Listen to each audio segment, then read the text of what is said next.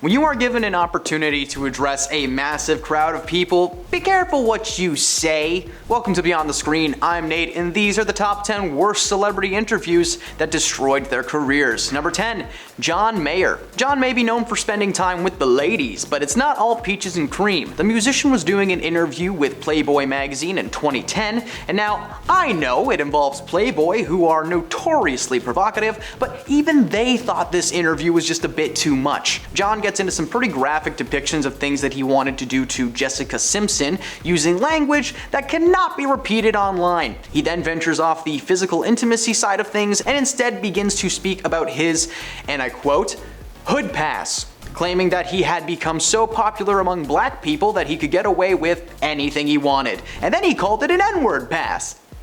Following the interview, fans were beyond upset at his behavior and his attitude towards women. Many turned on John, making a massive dent in his career. Nowadays, this is one of the only things John is remembered for. Well, that and Your Body is a Wonderland, because it's a pretty catchy song. Number 9, Paris Hilton. Paris is the originator of the phrase, famous for being famous. This woman made headlines many times over the years for a little bit of everything. In 2011, Paris appeared on ABC to discuss her career, personal life, and the recent situations that she had been dealing with involving stalkers. During the interview, she revealed a few things about her life that had previously been speculated, like the fact that she used a higher-pitched baby voice on the show Simple Life, but in real life had a much deeper and more serious tone. But the conversation eventually ventures into uncharted waters. The interviewer asked Paris if she felt that her former friend and protege Kim Kardashian had overshadowed her in the eyes of the media. Paris says nothing, looks to her publicist, and goes to stand up. They almost wrapped the interview entirely, but eventually things simmered down and they were able to clear things up. However, the moment stuck with fans of Hilton immediately and begged the question, why is she so uncomfortable to talk about this, and is it because it's true? Well, it turns out that the world answered that question for her, as Kim's show, Keeping Up with the Kardashians, made it big, and Paris Hilton's show was canceled after one season. Number 8, Jim Carrey. Jim Carrey, known for his hilarious personality on and off screen, gave Kat Sadler from E! News and Daily Pop an awkward interview on the red carpet at Harper's Bazaar party in 2017. The interaction started with Jim slowly circling Kat as she attempts to express her confusion and excitement that Jim Carrey was at a Fashion Week event. Was this man known for being an incredible artist, bringing his talents to the fashion world? No, he was just in a mood. By 2017, Jim had made a name for himself as an oddly serious guy who tended to venture into the realm of energies and universal concepts when he started getting into deep conversations. He started the conversation with, "This is meaningless," and then he continued to say that he wanted to find the most meaningless thing that he could attend that night. The event was a celebration of icons and celebrities, according to Kat, to which Jim said he did not agree, as in he didn't agree with the concept of icons or celebrities. He continues to give a small speech about not believing that people are actually real and that we're a field of energy and that peace lies beyond personality. Sorry, I'm feeling woozy just talking about it. The entire time this interview is taking place, Kat is visibly uncomfortable, just counting down the moment that Jim says something funny or even remotely related to fashion. Instead, he just shares his thoughts, tells her that she has a nice fragrance, and then he walks away. While Jim's career had already started to slow down at that point, the clip became viral and studios were wondering if he was a good fit for any role anymore. Many scripts with his name on it were then rewritten or simply kept to themselves, right up until 2020 when he made a small comeback in the surprisingly fun movie Sonic the Hedgehog. Number 7, Joaquin Phoenix. Joaquin is a very eccentric man, and he's genuinely a really just wonderful performer. Her is a weird dramatic movie that everyone should definitely see at least once. While doing press for a film in 2009, Joaquin was making an appearance on the David Letterman show when David noticed the actor had drastically changed since his last appearance on The Tonight Show. He was wearing sunglasses, he had spawned a big beard and long hair, and it sounded like he was chewing gum the entire time. When David asked Joaquin if he was doing alright, he responded with a muffled, "Yeah, I'm okay," in grand Joaquin fashion. This pattern continued as David goes over his accolades and discusses the announcement Joaquin had made a few weeks prior that he was quitting the acting world forever. It turns out that he was planning to shift his focus into the music world, specifically hip-hop, wishing to be a rapper, because that makes sense. After roughly 10 minutes of screen time, the interview wraps up with sarcasm and a clip from his new film Two Lovers. Following the interview, many were concerned that Joaquin was maybe under the influence of something, or maybe just he was under anesthesia because he was so quiet and dark and anyway. But it turns out that he was attempting to perform a spoof. According to Joaquin, the entire incident was staged to promote another film that was in the works called I'm Still Here, where the character in the film acts in a very similar manner. Despite the reveal of this being a staged interview, it only made Joaquin look like a wacky whack job. Number 6. Meghan Fox. Meghan has been featured in several films over the years, but it was an interview about her time working with Michael Bay on the Transformers set that canceled her for good. The original live-action Transformers movie came out in 2007 and co-starred Meghan and Shia LaBeouf in the leading roles. Now, it was a fun movie on screen, but behind the scenes there was a ton of tension. According to Meghan, who had previously worked with Michael on Bad Boys 2, working with Michael was like working for Schmittler. Fun fact, if you put sh in front of someone's name, you can say it online. Loophole.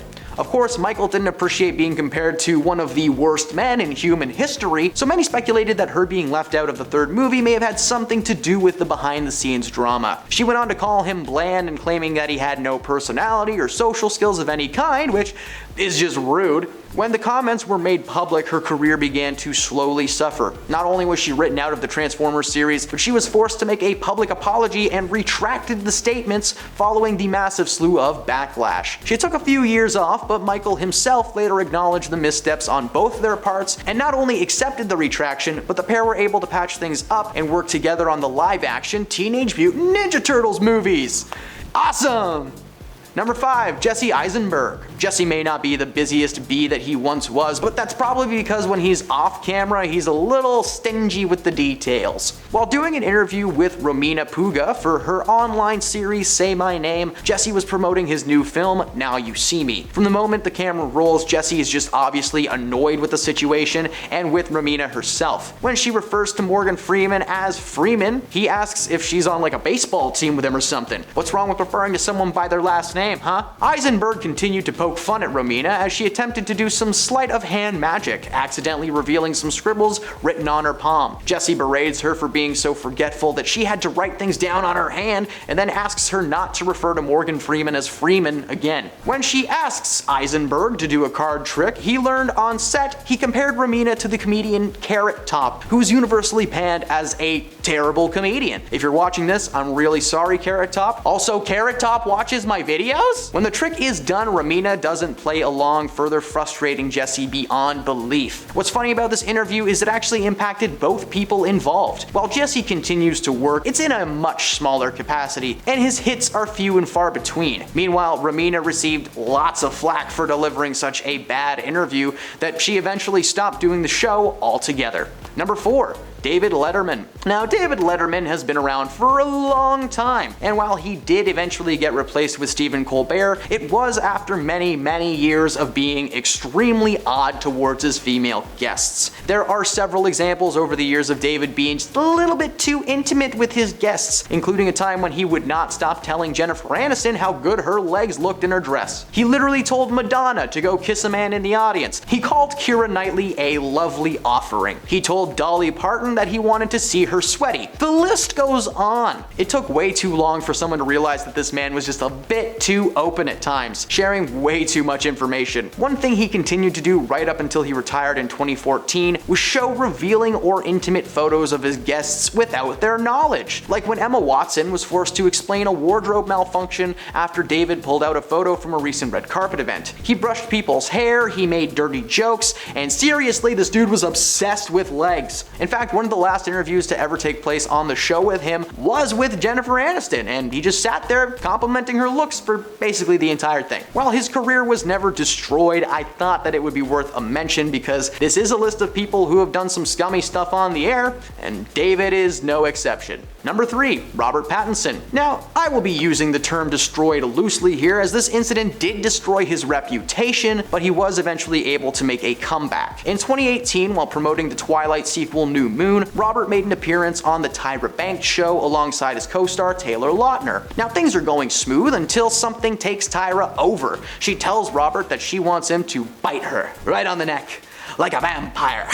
Well, Rob hesitates for about 3 seconds and then chomps down on Tyra for a moment. The clip is lighthearted and Tyra is fueled with joy, but according to members of the production team, Summit Entertainment was not happy. Robert was scalded by the director and his team of agents who had not given Robert the green light to bite a woman's neck on television even if she literally asked him to do it. This caused a lot of personal issues for the people on the Twilight team as they wanted their film to be seen as a serious dramatic piece, yet Robert was playing vampire for fun with Tyra Banks. As I said, this interview did impact his career, but in a different way. As the Twilight movies continued, Robert was offered small roles here and there, but thanks to this interview with Tyra, he was no longer some young-faced actor the studio could just manipulate. He was Robert. His career eventually picked up outside of the young adult book world, and he is now a very bankable man in Hollywood. Number 2, Katherine Heigl. Kathy was riding high back in 2007. The former Grey's Anatomy star not only won an Emmy for Best Supporting Actress in a Dramatic Series, but she also began transitioning into the big screen with the success of her first feature comedy, Knocked Up, alongside comedy legend Seth Rogen. Unfortunately, her rise to the tippy top quickly became a free fall into a volcano, following an ill-fated Vanity Fair interview in 2008. In the interview, Katherine made a move that still has people scratching their heads to this day. She openly bashed the film that made her famous, claiming that it painted women as shrew, humorless, and uptight, while also placing blame on Seth Rogen for writing the men as lovable, goofy, and fun. The film still sits at an impressive 89% on Rotten Tomatoes because while she may claim that the project was problematic, the final product was actually a really fun love story filled with some solid jokes, performances, and a great story at its core. Seth felt betrayed by the comments as they never had a fight on set, and it never seemed like she was uncomfortable at any point. These comments, combined with some negativity towards her Grey's Anatomy writers, caused her agents to drop her as a client, and her time in Hollywood quickly came to a screeching halt. And at number 1, Kanye West. Kanye was slowly going mad in the eyes of the public way back in 2010. As the years went by, he made more and more appearances on TV, but it wasn't until 2018 where his political beliefs got him heated on Jimmy Kimmel Live. When Jimmy asked Kanye how he felt about the response to his decree that he was all for President at the time Donald Trump, he was largely criticized. He defends his statements by claiming that he did not have to conform to some united mindset and that he was a little bit upset at the backlash, but that a part of him kind of enjoyed the hate. He then suggested that the world was in a simulation, claiming that it's filled with unpaid actors. The over 20-minute interview is filled with metaphors, the concept of love,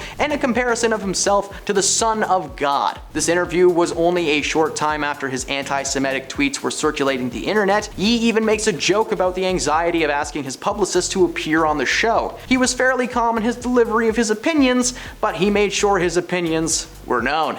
And those are the celebs that lost their career with one interview. Did we miss any good ones? And would you like this to be a series? Let us know in the comments below and by clicking that like button at the bottom of the screen. Really supports us here at the channel when you do. Thanks for stopping beyond the screen, and we'll see you next time.